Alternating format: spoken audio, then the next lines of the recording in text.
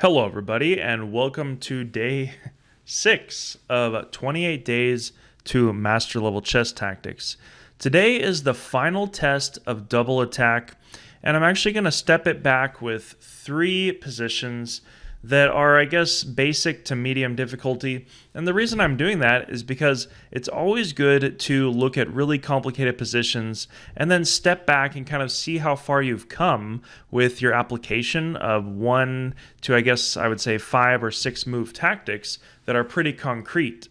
And you'll see that you apply the overall thought process a lot better when you enter these kind of more realistic positions. Because let's be honest, the Encyclopedia of Chess Combinations, which is the main resource of this course, this here, it has 3,000 combinations, and most of the entire book is the basic combinations.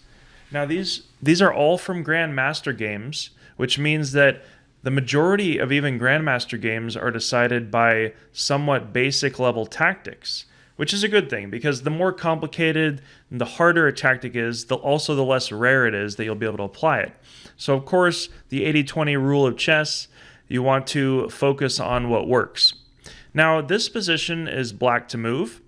Now would be the time to pause the video and go through your thought process and try to solve the position. But let's get into it. The first thing you'll notice is obviously this G2 square and the weak back rank of white, as well as the advanced position of the black rook and the queen ready to come in.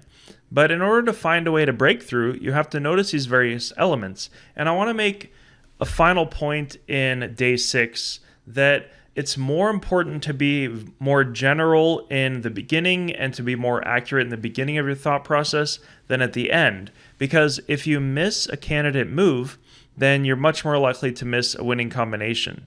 And it's very important in the beginning of your calculations to be more general than to be more specific. Because if you kind of think of many various options, then you're more likely to notice a forcing continuation.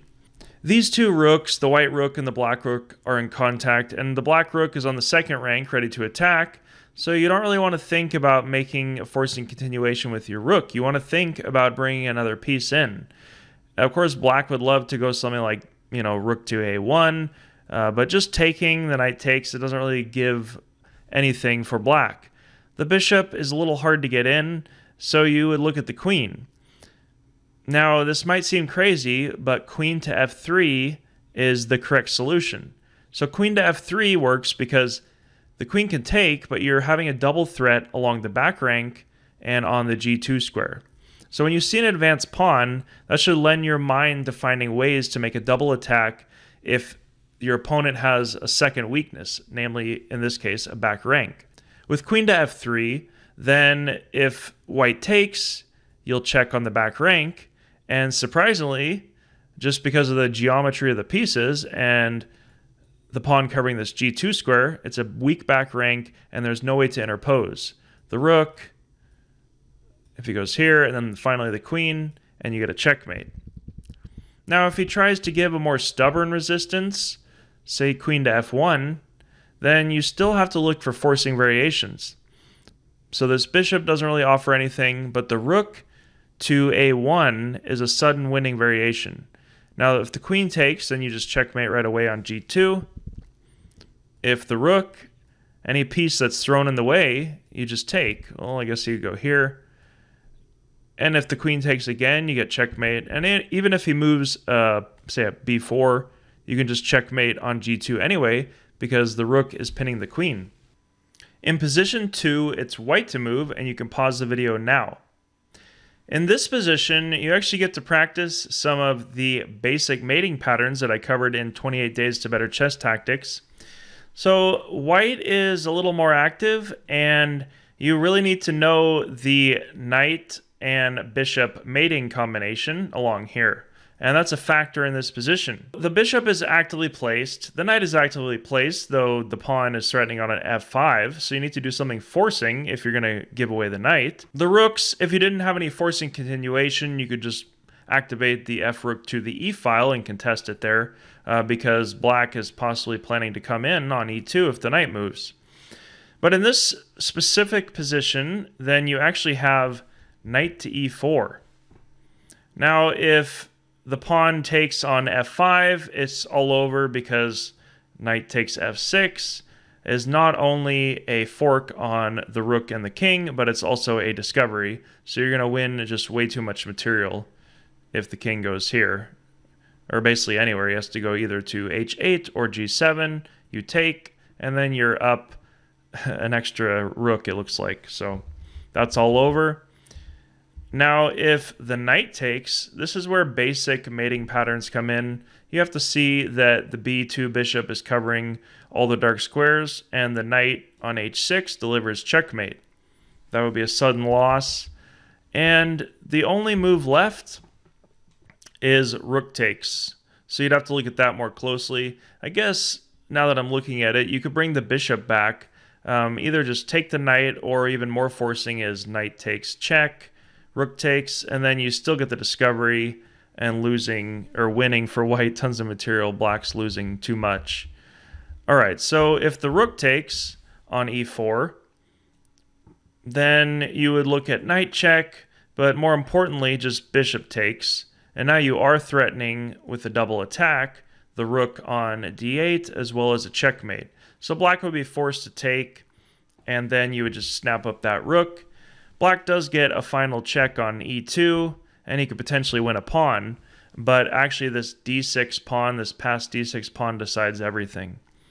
So this is a very forcing continuation, and actually I'm sure I've seen a similar combination in my own games, because a lot of times players, when they trade into an endgame, they think that there's no danger, especially if they've traded off or they played g6 and created dark square weaknesses.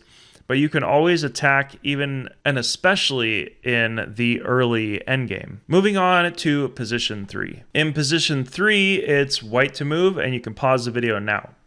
So in this position, it's actually a very clear application of logic in chess. You notice the first thing in this position that I would notice is the king on h6, which seems a lot more dangerous than the white king. And with these rooks and the knight in a semi-passive position, they can't really get in front or at least support the defense of the king. So that would lend you to some kind of forcing variation. Now, the queens are in contact, so you're going to have to do something forcing, either trade queens or try to threaten the king. Logically, you'd look at queen check, rook check, and the pawn check, and then you go to the knight, or even bringing in your rook at some point. So let's go through those. I mean, it's material equal in this position, but otherwise the position of the kings is the deciding factor. So with rook to h3 check, you'd see that the king can just escape and go back to g7. And also keep that in mind, because you want to try to control the g7 square so that the king can't escape. Now you can get this pawn check on g5, and it looks like the queen takes, and actually you'd love to play rook to h3 check and win the queen, or at least get some kind of checkmate pretty quickly. But basic tactics, again, the queen is checking your own king, and that would be an unfortunate miscalculation. Next, queen to h5. Well, I guess the pawn just takes, and it's all over. So that doesn't necessarily work right now. So we'd look for the knight. The knight could go to the center, but the queen could take, and it doesn't look like anything from there. But the knight to e6 actually makes a lot of logical sense, because as I said, you want to control the g7 square. The rook is threatening the queen, and if the queen takes the rook, well, then you get a checkmate on g5 with the knight supporting the g7 square as well as g5. And if the queen takes the queen, then you'd have to look further with rook to h3 check. And now here's a beautiful mate with queen to h5, and if you can see it, g5 checkmate. The knight supporting the pawn as well as controlling the g7 square, and the queen just getting in the way of the king with the rook pinning it to the queen. What other logical variations would you look at? Well, the only thing that the computer suggests, I guess, other than pawn would be queen takes, but that's just a quick mate in one now, with the queen controlling the g7 square, because notice the queen went out of the way, and now the queen covers here, and the rook delivers checkmate, and there's not even an inner position. So the computer does just suggest pawn takes, and you really would need to evaluate after rook takes queen. I guess the knight could take. then unfortunately, if white can't win more material, then he might have some problems. It could be a draw, but you would see this basic tactic, check here. And now if the king goes back, you could take, or you could even just bring in your rook because it's pinned to the king, and the game would be over pretty quickly. So basically you're going to take here, here, and you'll have a queen for a rook, a very easy one, endgame. So in this position and day 6, that concludes day 6 of double attack. And we're going to be moving on to discovered attack, some complicated positions there, and get deeper into the thought process. I want you to keep in mind that it's more important to find accurate and open candidate moves than it is to just calculate everything so accurately. So focus over the next 3 days on discovered attack on keeping an open mind in the general portion of the thought process so that you can see everything. Because if you miss an option, and this would be a perfect example, something like knight to e6, then if you don't have kind of a child's mind in the beginning, then you're going to miss a lot of forcing variations, whether you know the patterns or not, because it's really applying the logic of finding forcing variations that leads to a lot of sudden tactics. And then you just follow down that rabbit hole as far as you can, and eventually you'll improve at that skill. Anyways, thanks for following along, and I'll see you tomorrow in day 7 of 28 days to master level chess tactics. Don't fret if you got the solution wrong. There will be another time.